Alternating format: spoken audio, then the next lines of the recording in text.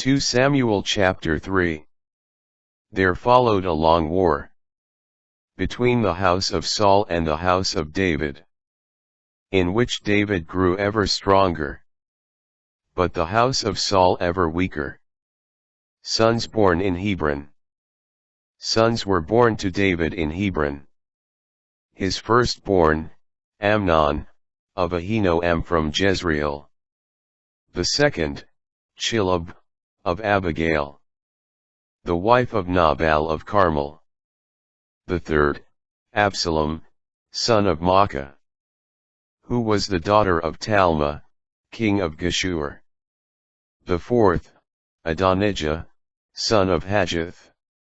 The fifth, Shephisha, son of Abidal. And the sixth, Ithream, by David's wife Eglah. These were born to David in Hebron. Ishbaal and Abner quarrel. During the war between the house of Saul and the house of David, Abner was gaining power in the house of Saul. Now Saul had a concubine, Rizpah, the daughter of Aiah. And Ishbaal, son of Saul, said to Abner, "Why have you slept with my father's concubine?" Enraged at the words of Ishbaal, Abner said, "Am I a dog's head from Judah? As of today, I have been loyal to the house of Saul your father, to his brothers and his friends. And I have kept you out of David's clutches. And today you charge me with a crime involving a woman. May God do thus to Abner, and more, if I do not carry out for David what the Lord swore to him. That is, take away the kingdom from the house of Saul, and establish the throne of David over Israel as well as Judah, from Dan to Beersheba." Ishbaal was no longer able to say a word to Abner. He feared him so. Abner and David reconciled. Then Abner sent messengers to David in Telam, where he was at the moment, to say, "Make a covenant with me, and you have me on your side, to bring all Israel over to you." He replied, "Good, I will make a covenant with you. But one thing I require of you. You must not appear before me, unless you bring back Michal, Saul's daughter, when you come to present yourself to me." At the same time David sent messengers to Ishbaal, son of Saul, to say, "Give me my wife Michal, whom I betrothed, by paying 100 Philistine foreskins." Ishbaal sent for her and took her away from her husband Paltiel, son of Laish, who followed her weeping as far as Bahurim. But Abner said to him, "Go back." So he turned back. Abner then had a word with the elders of Israel. "For some time you have been wanting David as your king.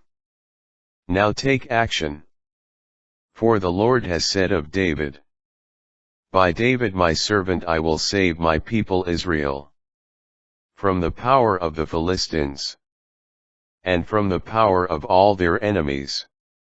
Abner also spoke with Benjamin, and then went to speak with David in Hebron, concerning all that would be agreeable to Israel and to the whole house of Benjamin.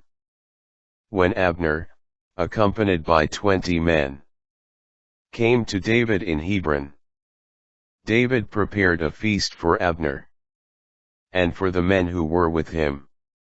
Then Abner said to David, "I will now go to assemble all Israel for my lord the king, that they may make a covenant with you. You will then be king over all whom you wish to rule." So David let Abner go on his way in peace. Death of Abner.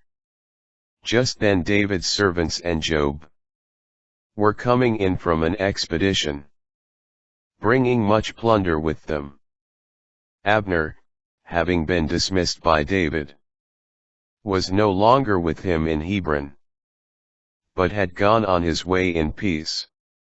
When Joab and the whole force he had with him arrived, he was informed, Abner, son of Ner, came to David, and he let him go on his way in peace. So Joab went to the king and said, What have you done? Abner came to you. Why did you let him get away? Don't you know Abner? He came to trick you, to learn your comings and goings, to learn everything you do. Joab then left David, and sent messengers after Abner, to bring him back from the cistern of Sirah. But David did not know.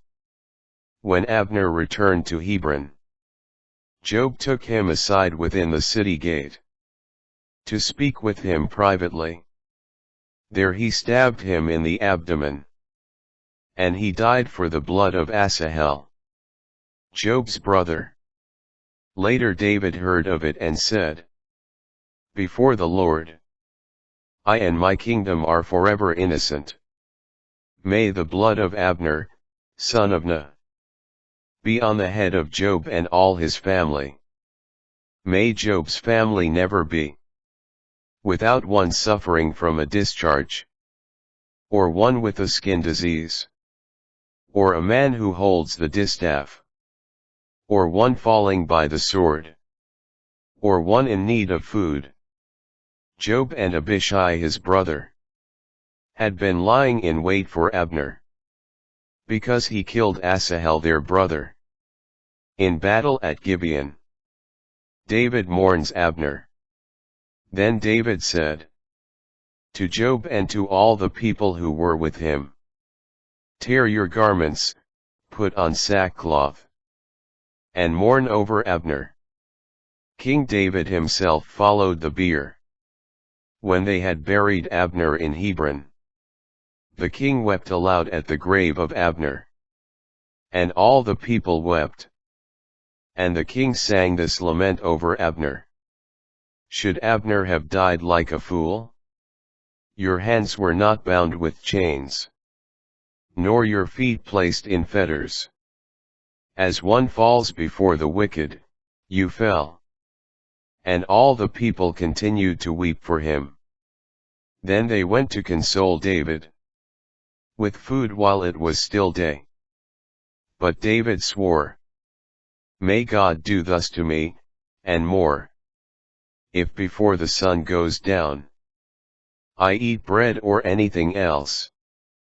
All the people noted this with approval, just as everything the king did met with their approval. So on that day all the people and all Israel came to know that it was not the king's doing that Abner, son of Ner, was put to death. The king then said to his servants, Do you not know that a prince, a great man, has fallen today in Israel? Although I am the anointed king, I am weak this day, and these men, the sons of Zeruiah, are too ruthless for me. May the Lord repay the evildoer in accordance with his evil deed.